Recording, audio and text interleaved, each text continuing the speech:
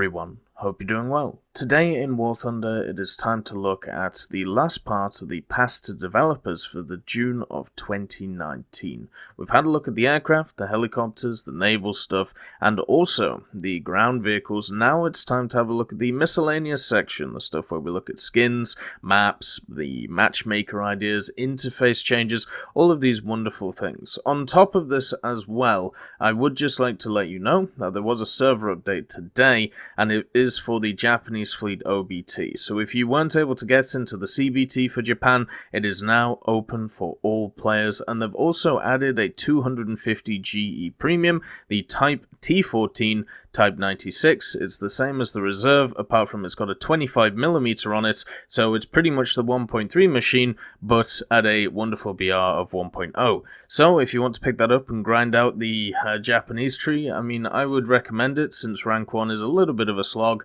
but hopefully people can get those destroyers and have some fun. So let's get started in the pass to developers stuff. This is from the Kolbster, and it's about RobbleRobble, or Rabul, depending on how you want to say it, and the fulcrum of the South Pacific. So this is talking about a battle which was between America and Japan. It was talking about the area off the coast of modern-day Papua New Guinea, just north of the Solomon Islands, and there was actually around about 100,000 Japanese troops stationed at the port at the end of 1943.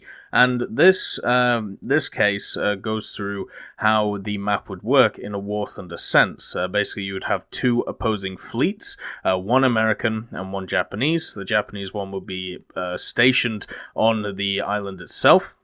Then you would have a bunch of AI bombers both sides, and the idea is for the Japanese, you have to defend your fleet by attacking the American AI bombers, and you have to defend some of your land units as well, and also the Americans have to destroy the Japanese fleet try and destroy like all of the carriers and try and destroy the battleships and all of this stuff. So the way it would work is the Japanese fleet would act more as a static defense force around the actual port itself, whereas the Americans would be much more of a mobile force going in to try and annihilate it. Now, obviously, this would need quite a lot of balancing because we have quite a few maps like this, and the closest one I can think of is like the Midway map, and they're not very balanced. They're normally incredibly in favor of one side. So if you can get the balance correct, then I can see a map like this working really well. The problem is I can't think of one yet which has been like if you just let it go for 20 to 30 minutes will create a draw at the end of the day. So the reason why this is seen as kind of the fulcrum of the area is the fact that there were so many Japanese troops there, and also the fact that there were such large battles which happened in the area and its situation, where it is positioned in the world. So I think it would be great to see. It'll be a lovely map to add for aerialistic and also for naval. You could even turn it into an enduring confrontation which encompasses all of the different elements of the armed forces in War Thunder. It would work great. So if you want more information on it, please go and read the post, because there's a lot of interesting stuff, mainly about the vehicles that were there, such as the F4U, the A6M, and so forth. The next one is by Eizans, and it's talking about the Battle of Shimusu, which is one of the last battles of World War II. This is the one where the Soviets invaded during 1945, on the 18th of August 1945, and you can see right here, they basically pushed from Takeda Beach all the way to Shirizan Mountain, because that was where the HQ of Japan was. Now, what a lot of people don't remember about this battle, or don't know about this battle, is at the time it's a very hard word for me. Shimushu, I think is how you say it. The fact is, the Japanese at the time were demilitarizing. They were actually disarming themselves because, well, at this point, the surrender flag had been put up by the Japanese mainland, but the Soviets attacked even though this was going on. So pretty much the Japanese forces in the area were forced to fight the Soviets that were coming in, even though A lot of them didn't want to. So there was a lot of stuff such as the IGA Tank 11th Regiment. They were under a Soviet attack at Shirazan Mountain, and they were able to be okay, and worked pretty well until the Soviet anti-tank rifles units absolutely battered them apart. So yeah, it would be a lovely place to have in War Thunder, because as you can see, the terrain is very much some rolling hills. Something that, in my opinion, is really fun in War Thunder is the idea of rolling hills for ground forces, and since this was, well, a ground forces battle, it should be represented in a tank battle. It also sits as one of the more interesting battles in World War II, just because of the time that it happened and the fact that the Soviets decided it was required to invade this area, and all of the reasons why they did, which are incredibly interesting, and I would definitely say go and have a look at them. The next suggestion is by Anime Thighs, and this is a simple one, adding the official insignia of the JGSDF, which was placed on the front of all JGSDF vehicles.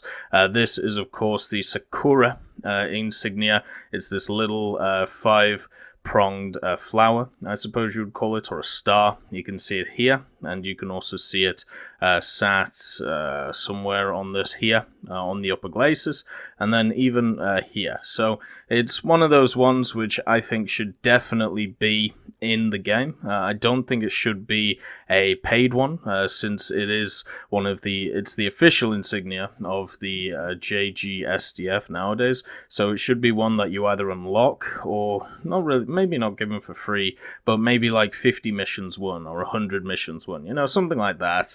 And since it's a very simple one, it's incredibly similar to the one that you can see the cherry blossom marking from World War II.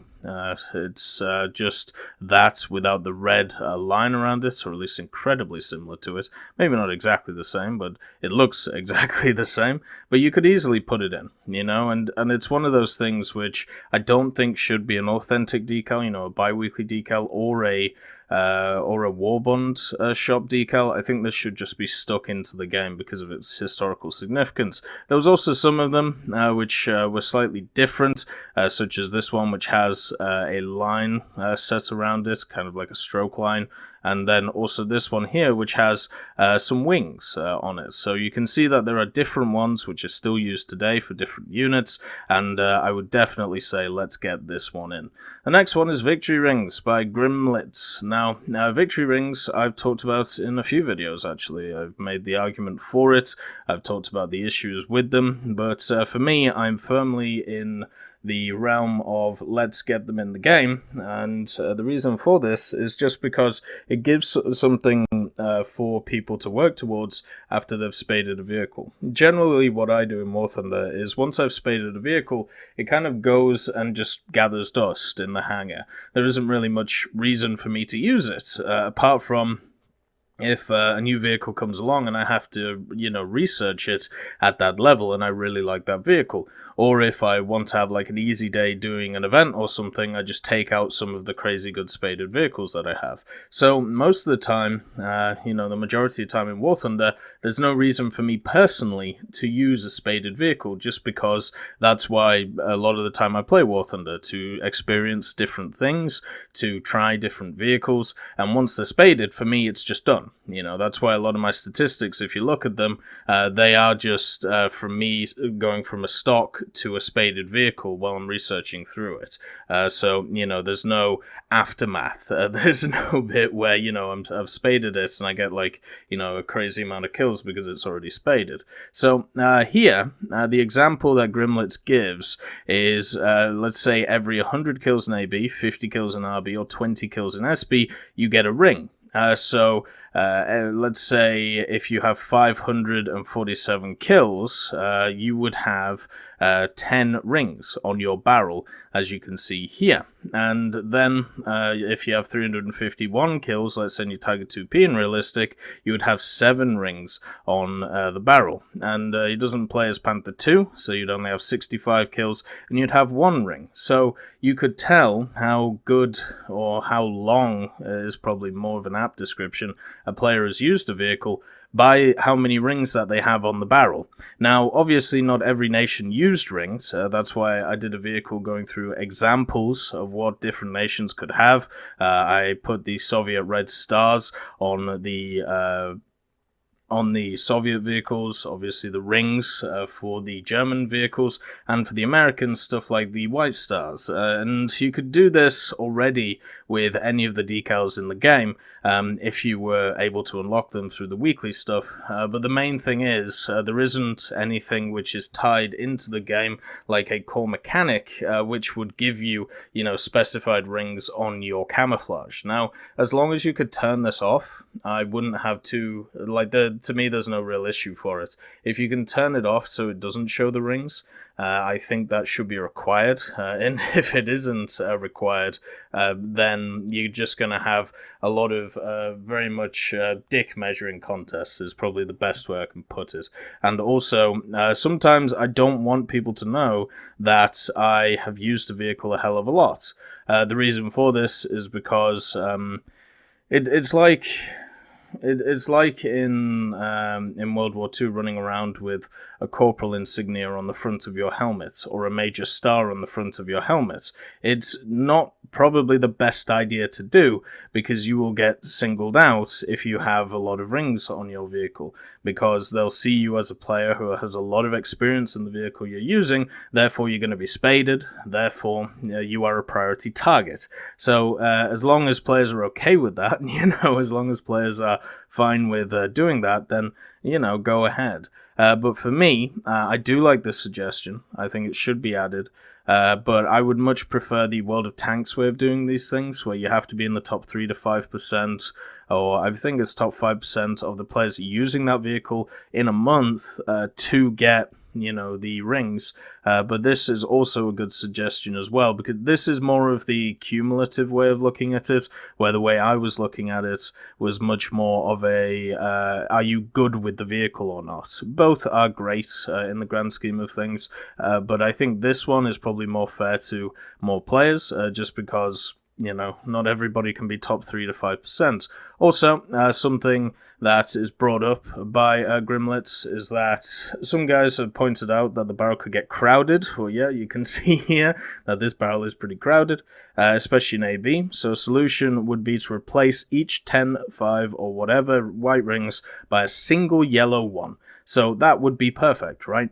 Now, the only issue is, as I said, is this works for the Germans, but you've got to have a look for other nations as well and work out what you're going to do for them. Are you going to do stars? Are you going to do different lines? Are you going to do different colors? Like, what is the answer? Because for the Germans, it's easy, right? Because they, we have historical examples, but for other nations, we don't. So we need to work out what to do with them.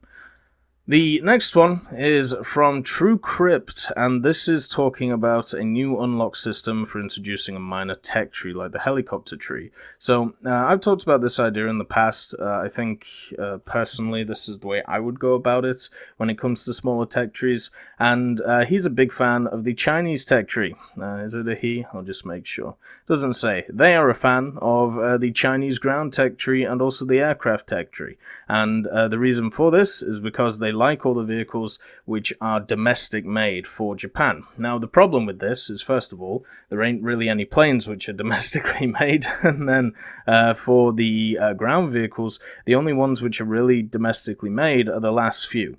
And some of them are even copies. I've actually gone through a bunch of these vehicles on the channel before. Just check the user missions playlist and you'll be able to see them. So the thing is, at the end of the day, if you add in a Chinese tech tree, you add in a lot of copy and paste vehicles. And for me, I'm not a person who's in favor of this. I would much rather have just a tree, a bare bones tree, without any copy and paste vehicles. Like, I'm a person, when it comes to the French tree, I don't think the 75 Jumbo should be in it, or the Chaffee and the Japanese tree. I know that they use these vehicles, but I don't like grinding out the same vehicle twice. And also, I would rather, more native stuff was added, even if it was just a prototype vehicle which was tested. So anyway, the suggestion here is talking about how with the helicopter tree, you have to hit either rank 5 aircraft or rank 5 tanks in order to get access to helicopters.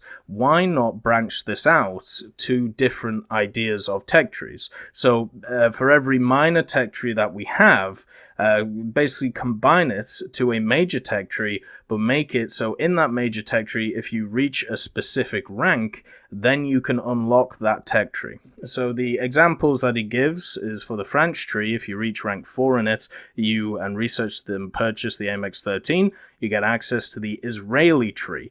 The Soviet tree, if you get to rank 5 and research the T-54-51, you get access to the Chinese tree. And for the British tree, you reach rank 5 and you research and purchase the Vickers, you get access to the Indian tree. Now, the reason why he's picked these specific vehicles is, first of all, the T-54-51 was one of the vehicles that was sent to China to be produced, let's say, under contract, but also was the basis for their creating the T-54A, which is the stabilized T-54, the licensed-built one for the Chinese that they called...